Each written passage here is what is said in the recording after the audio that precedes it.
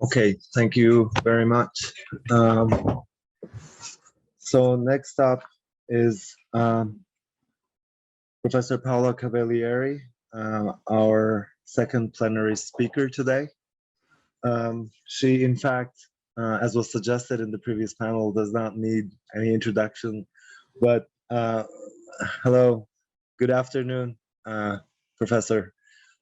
Your mic is muted. Hang on one sec.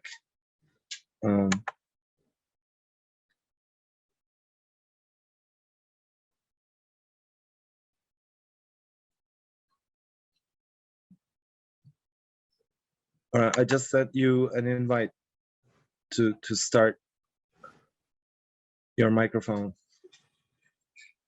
It's okay? Yes, we can hear you now. Okay, thank you. And is the audio better than on Saturday? Because I'm using an earphone. Okay. It's okay? Yes. You hear me? Yes. Okay. So I can start speaking? Is it? I see you perplexed. You see me perplexed? Yes. Is that what you said? No, I'm just trying to figure out the technology. Sorry. Okay. I told you before, I'm not really techie savvy. But then, yeah, let me very briefly, if I may, introduce you. I mean, just read sections from this biography, and then we'll leave the floor to you, if that's all right. Okay, thank you very much. You're welcome. So Paula Cabellieri, we are all familiar with her work. An independent researcher based in Milan, Italy. She's the founder and former editor of the international philosophy journal, Ethica and Animali, and has published extensively on the topic of non-human ethics and politics. She is the author of The Animal Question, Why Non-Human Animals Deserve Human Rights, Oxford University Press 2001, and of The Death of the Animal, a dialogue from Cambridge University Press in 2009, as well as the editor of the collection of readings, Philosophy and the Politics of Animal Liberation, Paul Gray Macmillan, 2016. She co-edited with Peter Singer the award-winning book, The Great Ape Project, Equality Beyond Humanity, Fourth Estate, 1993, which gave rise to an international movement and organized the 2010 Helsinki Conference. Her title today is Turning Subjects into Objects and Some Consequences, which we look forward to hear about. So the floor is yours. Thank you very much. We're really honored for your joining this conference. We all look forward to your talk and then having the Q&A session afterwards. Thank you very much. Thank you very much. Thank you. Good afternoon. And thank you to Professor Achilli and to Professor Opperman, who was in touch with me recently too, and to all the organizer of this great conference. Thank you for being here or there. I'd say. Are there any problems? No, it's all fine. So fine. Okay, thank you. Yes. Okay, I can go on. Yes, please. Okay, thank you. So I'm sorry I cannot attend the entire conference, but I share obviously your ideals and your goals, and I share especially the concern with the problems that the anthropocentric mindset is creating to the entire planet. Among these problems, I think that the apex of the manipulatory wave beating on the planet is represented by the theme of my intervention. So I start turning subjects into objects and some consequences. It is often the case that in the literature on the condition of non-human beings in contemporary world, What is mentioned as the focus of reflection and research are human-animal relations. What is a relation? The term comes from the Latin word relatio, deriving from relatus, past participle of the verb referre, and meaning report or narration. And despite all its various usages that also encompass the connection between unconscious or even abstract entities, it retains its original link with the theme of communication, that is, with the idea of an interaction between conscious, responsive beings. This is obviously the sense in which the word is employed in the phrase human-animal relations. Can the present overall intersections between human and non-human lives be defined as relations? Or more precisely, can animals be unfailingly said to enter into relation with us? And if not, what can this mean, given that being a subject of relations is what characterizes the dwelling in the world of selves, as contrasted to the passive presence of objects? A reply to these questions requires the preliminary consideration of a recent phenomenon generated by capitalism as a mode of production driven by an unsurpassed impersonal logic of commodification, a phenomenon captured by the notion of reification. Reification. It is widely acknowledged that the concept of reification, from the Latin res, thing, plus fication, a making or causing, despite its distant origins in the culture-civilization dichotomy in 19th century's German thought, and its later propagation in different cultural areas with all the associated vagaries, is firmly rooted in Marxian theory, and in particular in the work of Hungarian philosopher György Lukács. It is thus within this tradition that one should look for its most relevant developments. Initially attributable to Karl Marx, who, though rarely employing the term, developed the basic elements of the concept in his discussion of commodity fetishism, the category of reification has undergone several alterations in the transition from classical to contemporary Marxism. And within the frame of these alterations, it is possible to identify a tendency to move from a focus on abstract entities like mental or social processes to a focus on concrete individuals. Thus, the Lukácsian stress on the impenetrability of reified concepts and on the erasure from the life world of all qualitative and historical aspects that the rationalizing dominion imposes on capitalist societies has given way to Horkheimer and Adorno's stress on the process that, driven by instrumental reason, turns everything, quote, including the individual human being, not to mention the animal, end quote, into something repeatable and replaceable, and on the connection between the technological dominion of nature and reification as blindness to torment. This notion of reification as blindness to torment is a very powerful notion and deserves some more words. Horkheimer and Adorno claim that, sorry, that the distance separating the dominating human being from all other beings, be they human or non-human, is analogous to the distance separating ourselves from our past suffering during a surgery. We know that there were these sufferings, but we have completely forgotten them. There is only oblivion. So what Horkheimer and Adorno maintain that is that the technological dominion, scientific and technological dominion of nature is made possible by this oblivion, by this lack of memory. We don't recognize the suffering of others. Reification is blindness to suffering.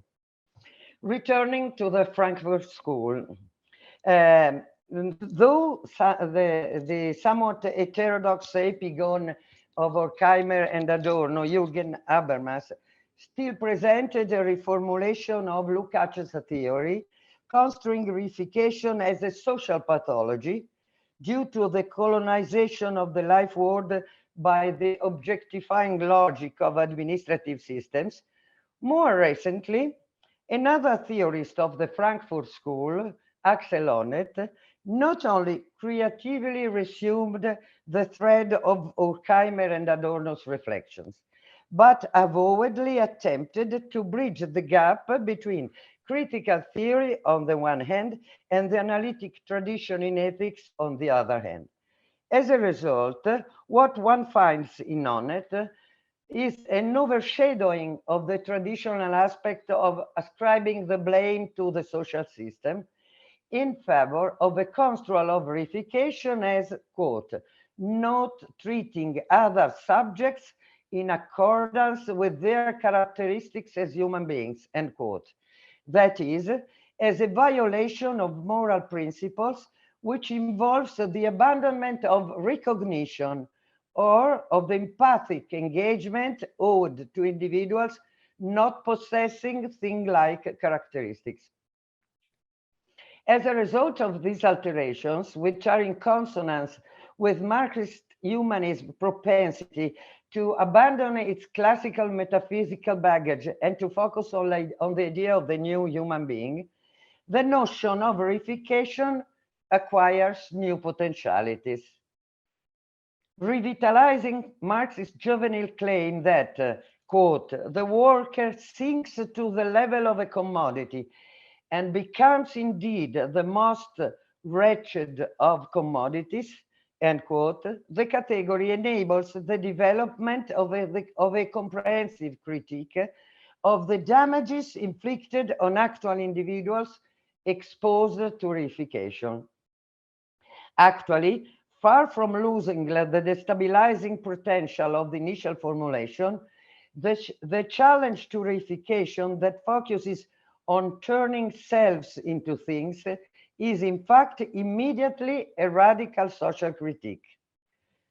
And despite some persistence of the traditional current interpreting the concept as a modality of consciousness that posits human phenomena as external things, such a challenge currently begins to be specifically addressed to the looming technological commodification of human beings.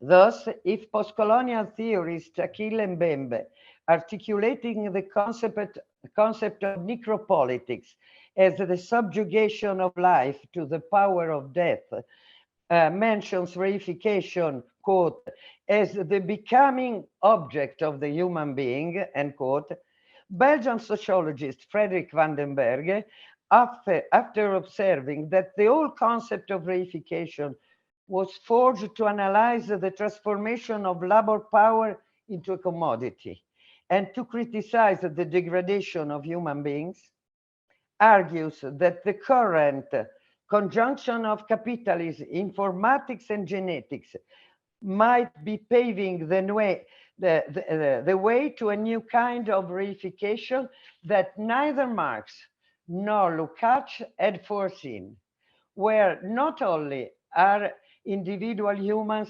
transformed into things, but human life itself is objectivated, modified, and commodified. And yet, can one say that all this merely concerns human life and that non-human animals are excluded from the number of the reified beings? Can a plainly anthropocentric construal of this process and of the damages of reification be defended? Non-human animals. To deny the possibility of non-human reification implies that animals already possess a thing-like characteristics. Given that the conditions of application of the concept of thing related to passiveness and an awareness, to see the other animals as things seems on the face of it wholly implausible. We routinely and lightheartedly use non-human animals to pursue human goals. We exploit them for food, for research, for work, and for entertainment. In other words, we treat them in ways in which we would consider it deeply immoral to treat human beings. Behind this double standard lies an ingrained philosophical tradition aiming at the exclusion of non-humans from the realm of ethics. For Immanuel Kant, quote, animals are there merely as means to an end. That end is man, sic. For our duties towards animals are merely indirect duties towards humanity, end quote. And in this stance, one can perceive reminiscence of Aristotle's idea that, quote, the other animals exist for the good of man, sic, end quote, and of Thomas Aquinas' view that the biblical injunctions against cruelty to non-humans intended to remove men's thoughts from being cruel to other men. While further views took shape in the course of history, think of the Cartesian claim that animals are natural automata with which we can do as we wish. And we can remember that this was this Cartesian position allowed the unbridled use of vivisection. And at the other extreme of the utilitarian concern for all the beings who can feel pleasure and pain, the above brief quotes summarize the most widespread thesis about the treatment of the members of other species in Western thought. Non-humans, as mere means, are banned from the moral community, but there are limits to what can be done to them, due to the fact that our conduct toward them might rebound on our conduct towards human beings. In more formal terms, according to this perspective, non-humans are not moral patients. That is, just like clothes as thorns, they are not the kind of beings whose treatment may be subject to direct moral assessment. The boundaries of the class of moral patients have fluctuated throughout history. Sorry. And it also occurred, as we all know, that many members of Homo sapiens were excluded from it. For example, Aristotle himself maintained that, just like animals, human slaves were mere means at the mercy of their masters. We can now see how unacceptable such a stance was, as an extensive work of rational criticism has shown how the magniloquent claims on behalf of the superiority of one race or sex simply conceal an unspoken appeal to prejudice. But if the justifications of intrahuman discrimination have proved to be unsustainable, isn't it possible that the same holds for the justifications of the discrimination against non-human beings? That was the question behind the reappraisal of the animal question, which took place around the middle of the 1970s, just when young social movements like the women liberation movement, the Black liberation movement, the gay liberation movement, were launching their struggles for intrahuman liberation and justice.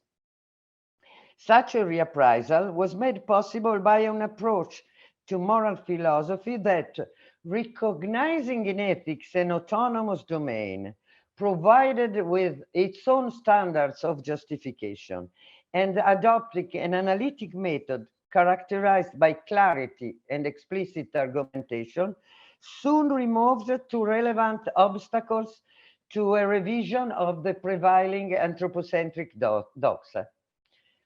By arguing that when it comes to basic moral treatment, there is no room for the arbitrary introduction of general belief systems, it barred any justification of the status of beings based on unprovable metaphysical claims.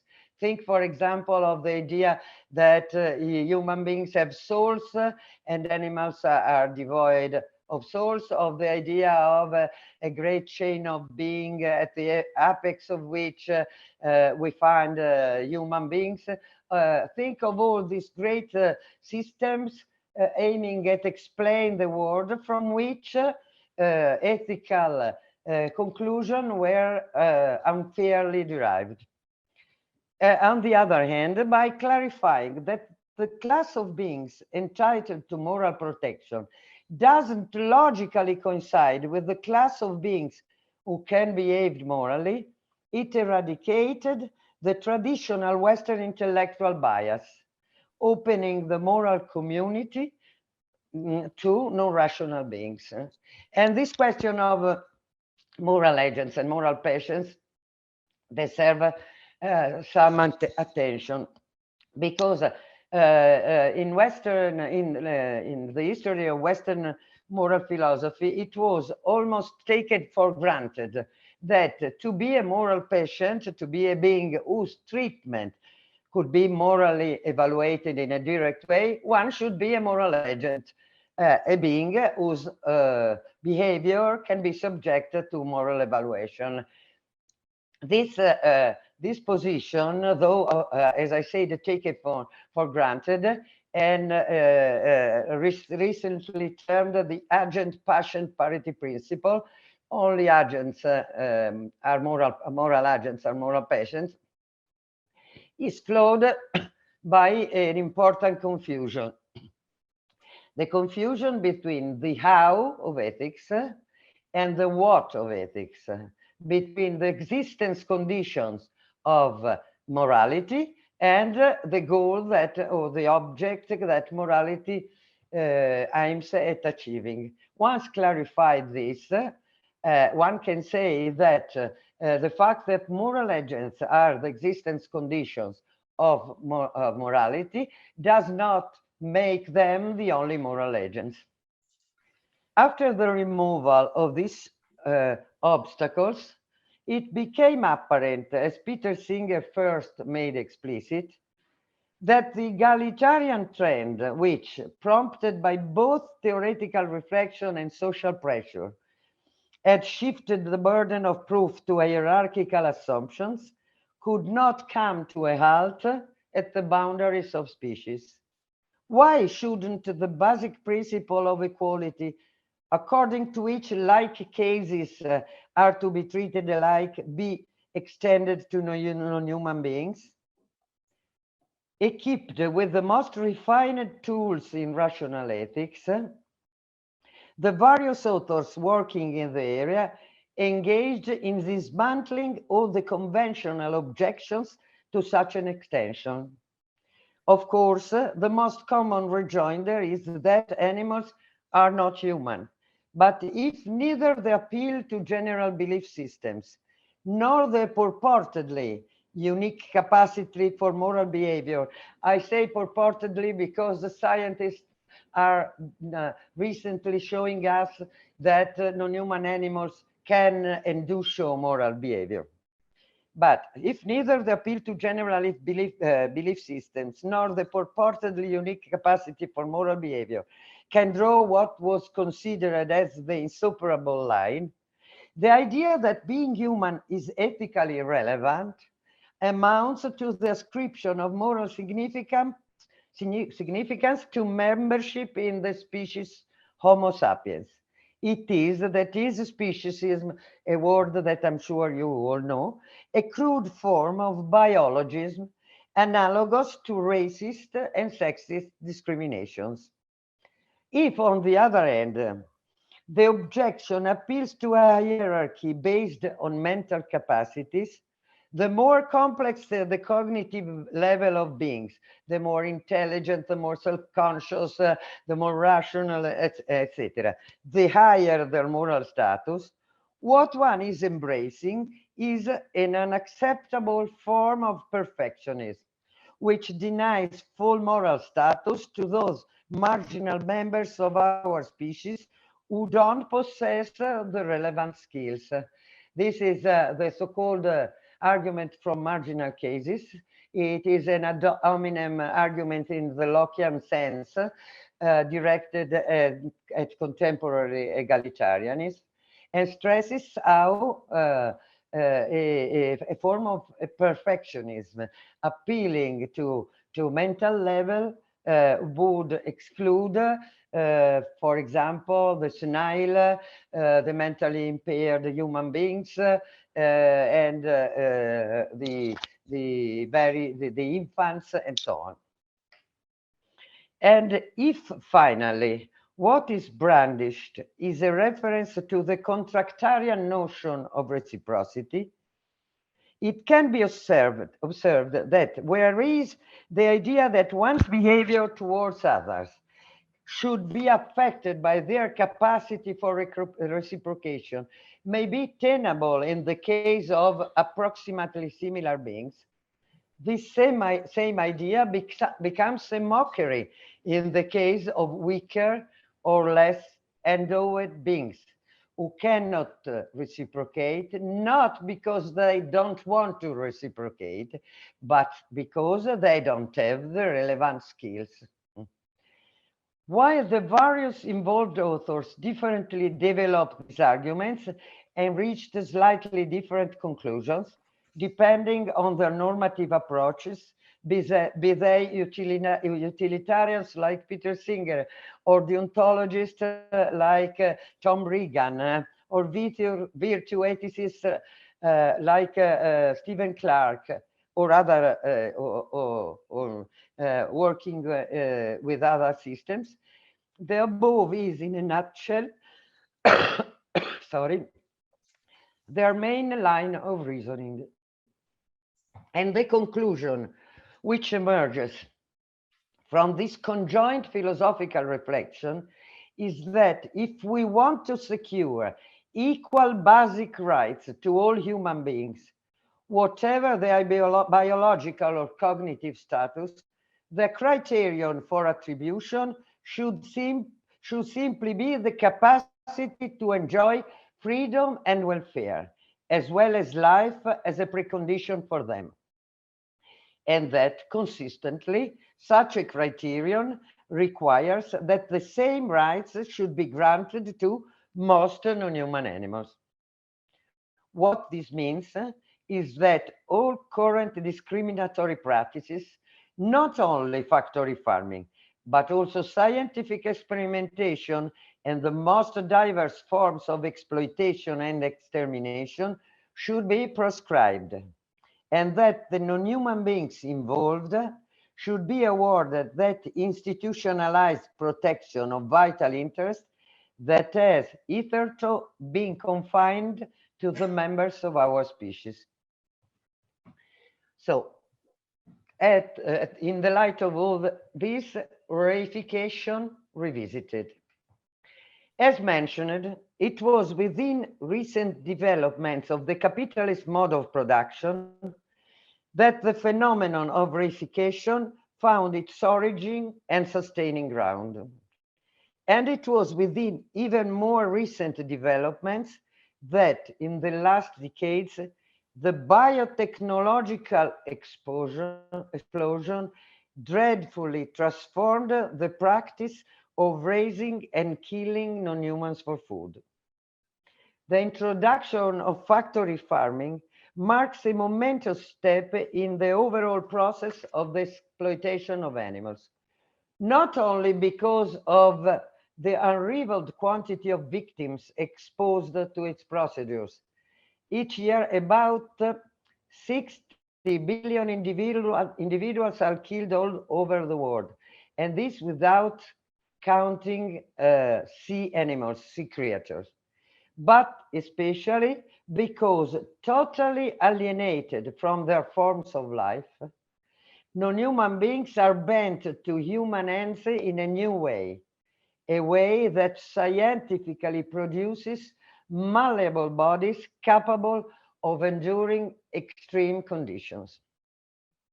Within such conditions, in what has been defined the animal industrial complex, individuals are for their entire life confined in crates too small even to turn, shackled in the dark, or crammed into cages where they urinate and defecate on one another. They can be artificially inseminated, castrated, drugged to grow so large that their legs and organs cannot keep up, or if unwanted, ground up alive or suffocated in plastic bags. And after such a life, their final destiny is the abattoir. Uber capitalist Henry Ford developed the model of his new assembly line production after visiting a Chicago slaughterhouse, where he saw non-human bodies passing from worker to worker. Animal bodies continue to pass from worker to worker, hung upside down, run through electrified water baths, shackled to the killing line for the final cut.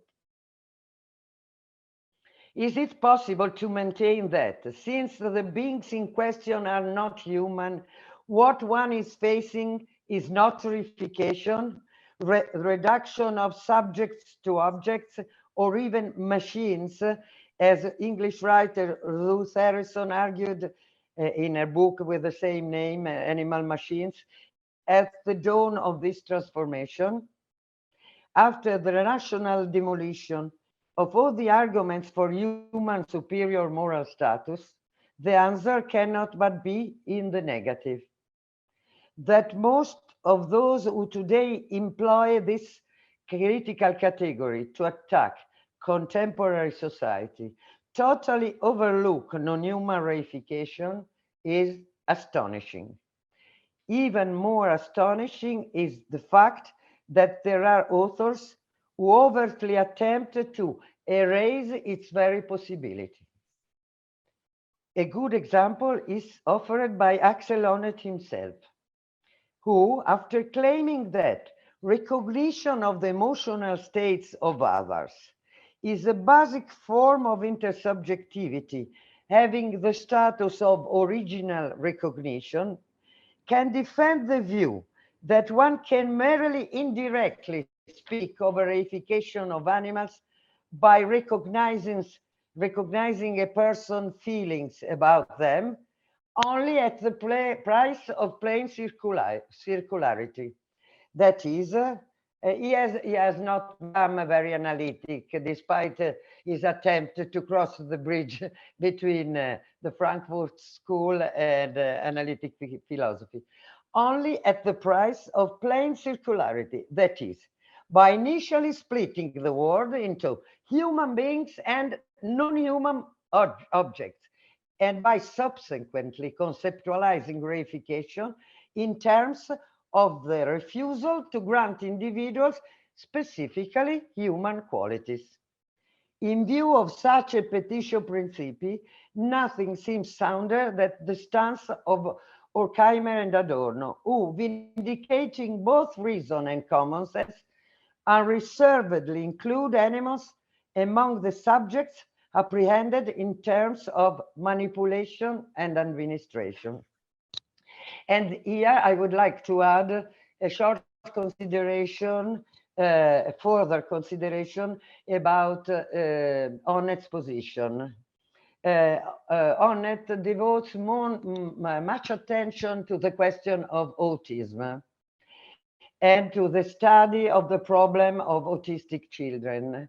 What he states is that autistic children cannot grasp the fact that there are other perspectives on the world beside their own perspective, that they are entrapped in their own perspective.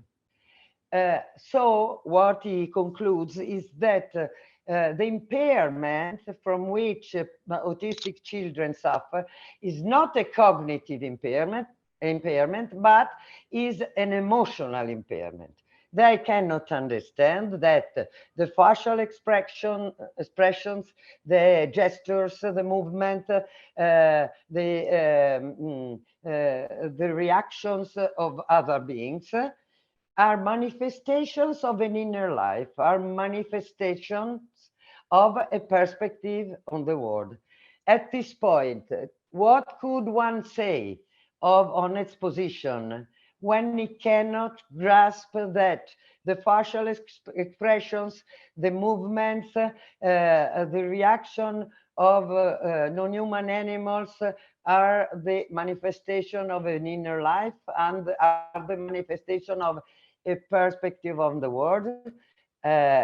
One could simply say that if there is an autistic position, it is Axel Honneth's one. Returning to industrial farms. The truth is that industrial farms mark the apogee of that mode of enframing in which living organisms are turned into raw material to be unrestrictedly tampered with, and that in them it is forthwith possible to intuitively grasp the assertion that technology violates, quote, the very nature of beings over which it holds sway, end quote.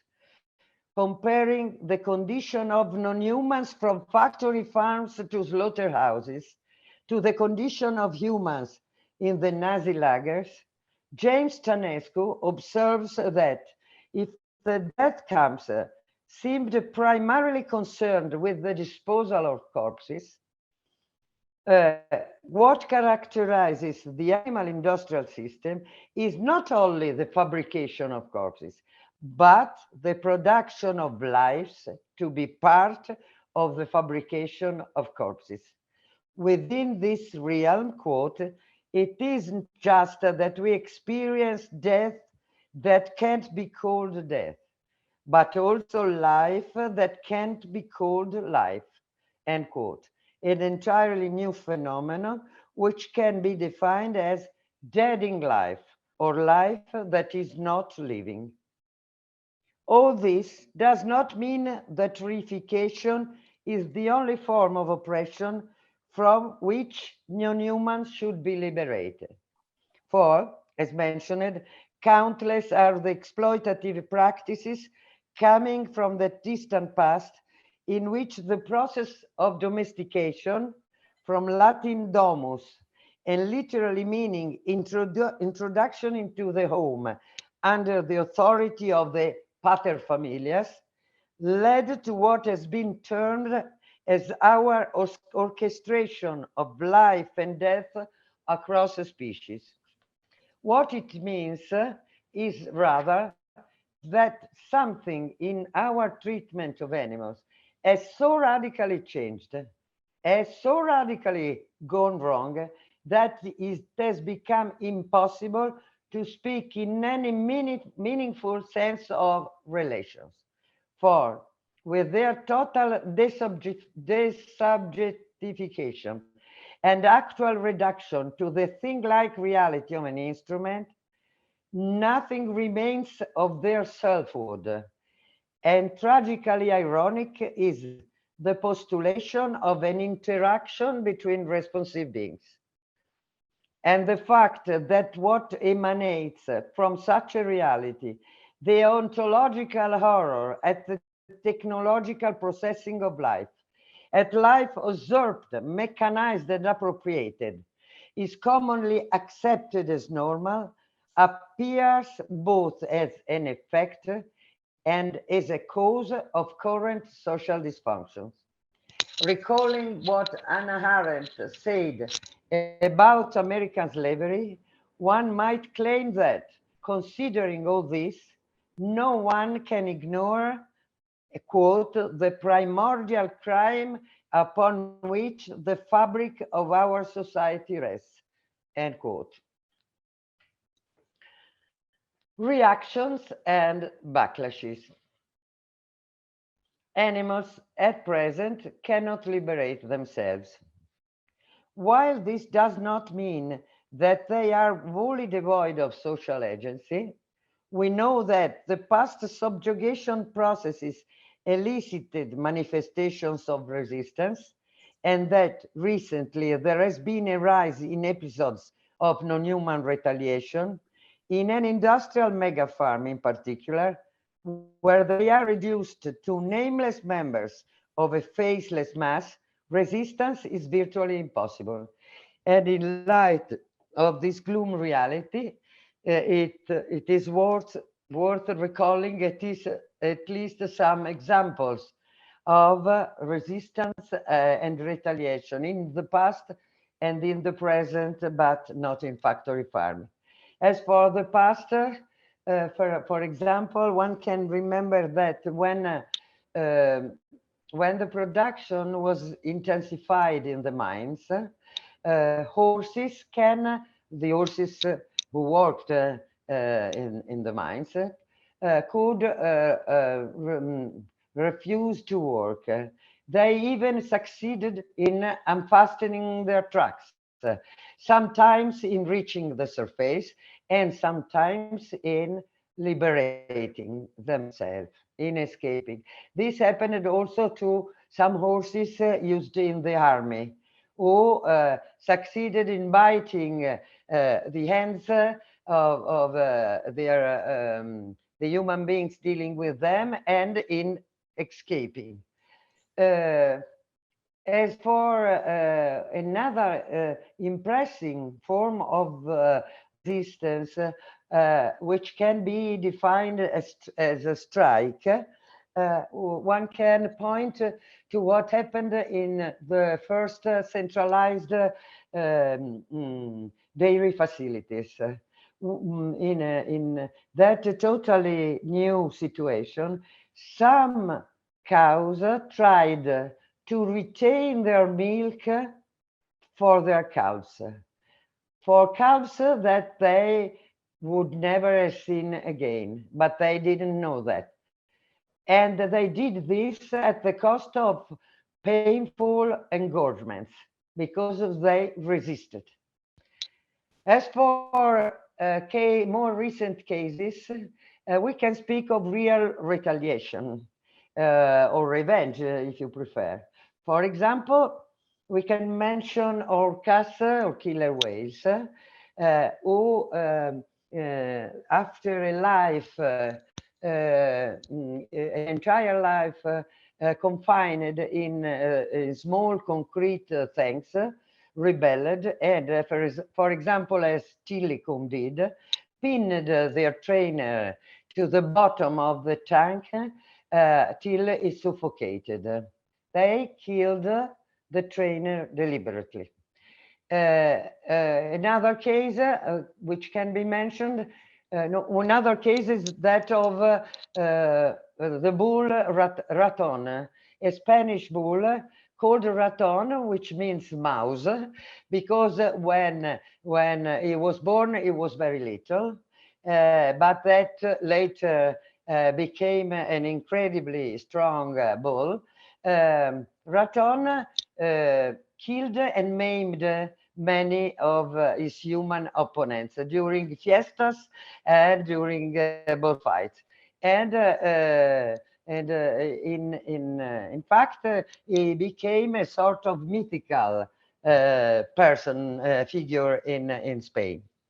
Passing instead to animals who live in the wild, a very, very impressive example is given by elephants, both Asian and African, who, after the invasion of their own territories by forest dwellers, and after the collapse of their societies, which are complex societies, intricate societies, based on the transmission of culture, after the collapse induced by human dwellers, reached some of the villages of these dwellers and rampaged them and killed their inhabitants. Okay, but since we know that in industrial mega farms nothing of this is possible, we must turn to another aspect. We know that the enactment of subjective reactions is not the only way in which change-related phenomena are resisted. Revising material history to include natural resistance to the production of animals as forms of capital, Nicole Shukin acutely observes that it is possible to trace how commodified non-human beings, can breed, quote, forms of antagonistic life, often in the form of unpredictable, unruly, or diseased natures, erupting within the substance of exchange value. Indeed, despite neo-Marxist philosopher Slavoj Žižek's claim that we should resist the temptation to treat COVID-19 as a, quote, punishment that humanity deserves for its ruthless exploitation of other forms of life forms on Earth, end quote, it does seem that the novel coronavirus is just an unpredictable, unruly nature arising, if not as a punishment, certainly as a backlash within the commodifying circuits of the animal industrial complex. Slavoj Žižek is really a good example of the difficulty that certain European continental philosophers have with understanding what are the real problems with the environmental degradation, with what is happening to the planet. They are mainly focused on the problems internal to society, and they are not prepared to consider paradigm changes. Apropos of coronavirus, for though the virus actually appeared within the allegedly archaic reality of a wet market, a place where living non-humans, including mammals, birds, fishes, and reptiles, sharing their breath and blood, are sold and killed on the spot, such once traditional phenomena, as evolutionary biologist Rob Wallace has amply demonstrated, together with their lines of wildlife trafficking, are now part and parcel of that agribusiness enterprise which, even as it disseminates giant industrial farms, growingly subsumes peripheral smallholders into global production as contractors for its plants. It is within the context of this global intertwined process that new infectious agents emerge. On the front of factory farms, the push towards the erasure of that individual uniqueness, which is a mark of subjectitude, through raising individuals with nearly identical genomes, growing the genetic monocultures is how they call this, allows germs to quickly evolve around the commonplace host immune genotypes, while population sizes expedite their proliferation.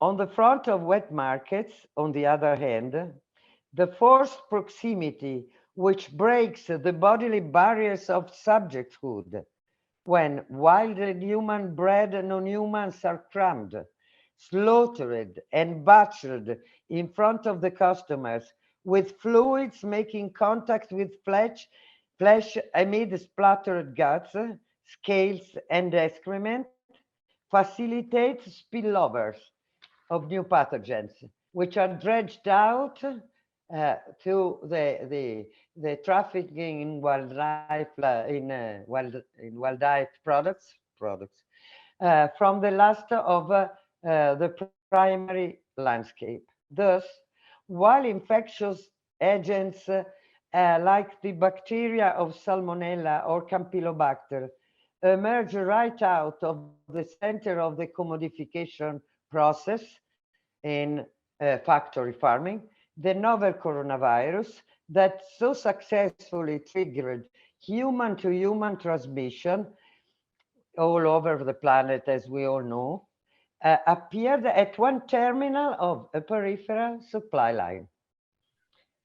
As the assault of this train of antagonistic life burst out within the working of this multinational agricultural enterprise that privatizes profits while externalizing damages, solicited any political reaction?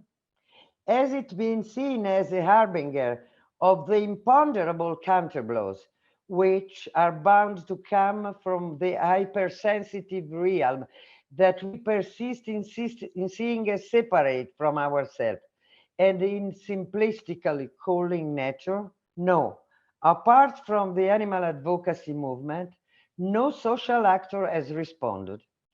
Not even that form state which, weakened by its partial surrender to globalization, as philosopher Alain Badiou stressed, when the contradiction between economics and politics becomes flagrant, faces the problem of avoiding a strategic catastrophe. We have seen all this in the past 2 years with the impending collapse of the school system, of the sanitary system, of even of the economic activities. What the coronavirus has brought to, we can say, individual states was really ruined.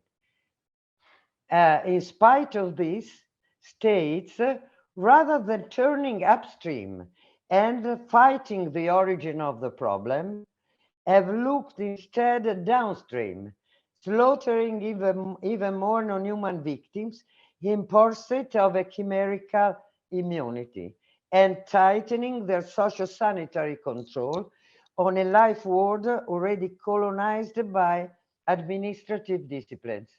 As probably some of you know, at the beginning of the pandemic, there was the attempt to launch a campaign against wet markets all over the world, not only in China.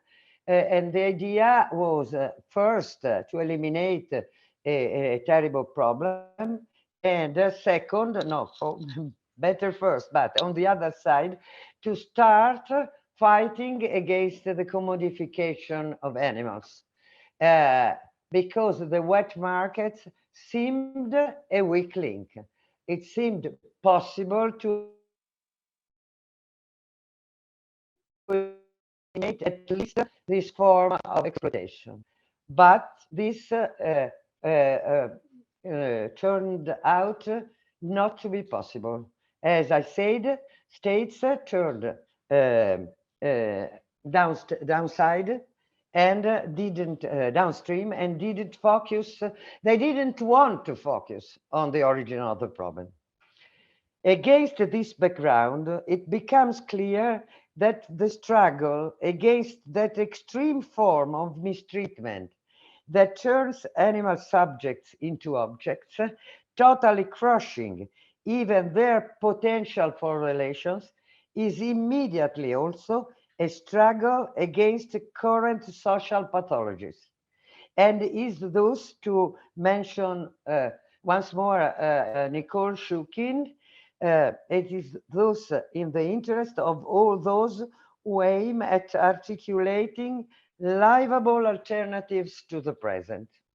True, the challenge is formidable, considering that behind the giant agribusiness its economic force and its power of regulatory capture, also lies the meat hunger of the present or aspiring world's better off, ready to sacrifice non-humans and to starve other humans in light of the idea that a specific population, in this case the human species, can be made biologically stronger by the death of others. The idea of meat hunger comes from anthropologist Mervyn Harris, who is not unfavorable to the notion of meat hunger, because he says, in fact, with other using other words, that to eat animal products makes us healthier, happier, and so on. So he defends this idea. And this attitude can also explain why, for example, a campaign for vegetarianism launched a few decades ago,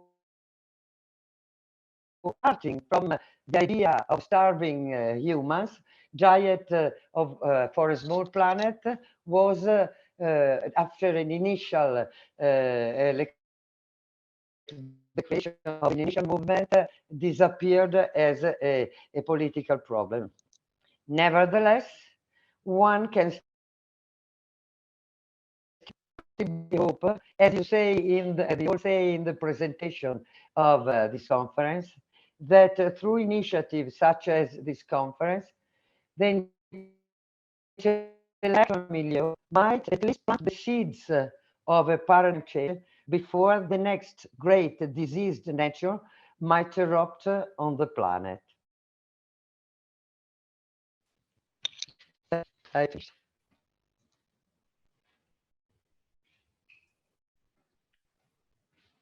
Okay, sorry, Professor. I mean, you've been for the last minute or so, your connection has been breaking up.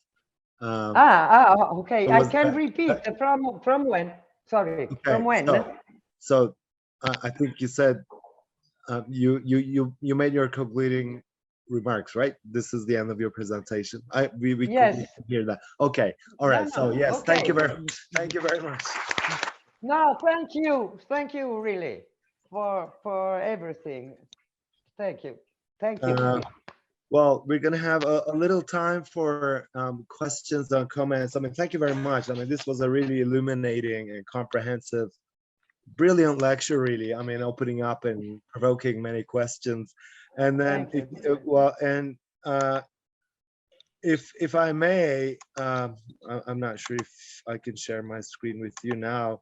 In our appreciation of this, great contribution of yours to our university, we have donated 10 saplings. I don't see you any longer. You don't see me? You see, I see you, but something appeared and I don't, because I clicked on the visualize, because you said that you wanted to, let me see. Well, no, Lascia Riunione, no. I don't know what to do. I see you. You see, do you see me? Hang on, I was just screen sharing the certificate of donation that we have, donated 10 sapling trees on your behalf in this memorial forest in Turkey, in the city of province of Sivas. I was just showing it to you, but then I will email it to you. It's I see. Okay. I mean, no, I thought it was my problem, but you did it. No. Okay. Looks like you see the certificate. So thank you for supporting our efforts. No, it's wonderful. Sorry for creating such a mess instead of thanking you immediately, but I really didn't understand what was happening. Thank you very much. Yeah, I was just trying to make sure that you see it, and then because the connection is not very stable at this time. No, perfect. So yeah, you have at least 10 trees planted in Turkey, and we will look forward to the day you visit. and come over here next time, and maybe we could go to Sivas to see the trees that you planted. Okay, yeah, I look forward to doing this. I look forward to coming. I'm really moved. Thank you very much. Thank you. All right, so we can have maybe 1 or 2 questions from the floor.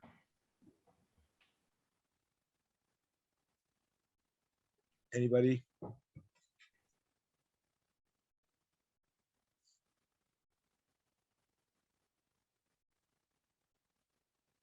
All right, so yeah, it looks like it's been a long day, but then I mean we've definitely Yes, I took our imagine. notes, and then yeah, there's one question there.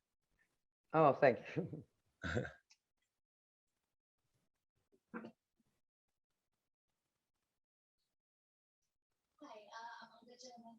Thank you for your lecture. I really important, especially the part about animal resistance. I don't hear. You don't. I don't think you Oh, can see. microphone. Can you hear me though? Do you want to come over here? No, Why no. not? Professor Achille, I do appreciate this because we are humanists, not in the sense of anthropocentrism, and we are not really able to face all the problems of technology. So it's very heartwarming to have this problem. For me, it's heartwarming. Okay, yeah, look, all right, yeah, looks like maybe you'll send an email or something. Okay, yeah, looks like we can't do it now. All right. Don't worry for me. Huh? And I don't want to. You have so many things to check and control that I don't want to add any problem to your difficult lives in these days. So for me, it's perfectly that's very okay. kind of and very thoughtful of you. No, we're more than happy to be doing this. But looks like there's no other questions at this point. So Professor Cavalieri, thank you very much again. And well, please Thank you. make a note, and Thank if you so possible, much. we would like to see you here in person the next time.